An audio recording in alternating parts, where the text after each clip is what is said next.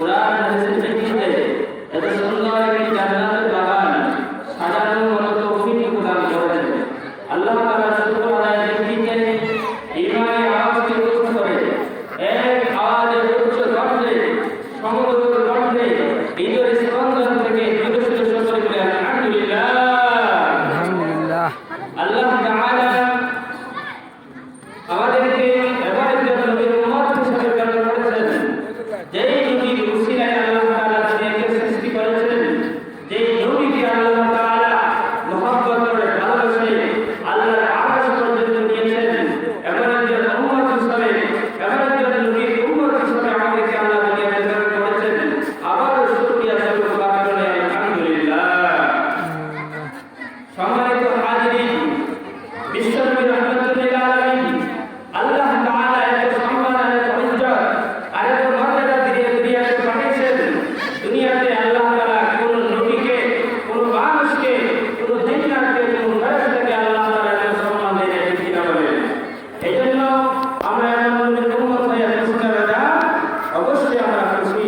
কারণ এই নবীর উম্মত যতই গুনাহ করুক আর যতই পাপ করুক, যদি এই নবীর উম্মত ঈমান নিয়ে দুনিয়া থেকে বিদায় নিতে পারে, ঈমানের বদলে আল্লাহ তাআলা শাস্তির পথে একদিন না একদিন তাকে জান্নাতের মালিক বানিয়ে দিবে।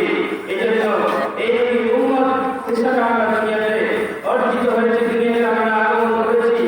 এই নবী আমাদের জন্য শুধু রহমত নয়, এই নবী দুনিয়ার সকলের জন্য, পানির জন্য, দুনিয়ার সকলের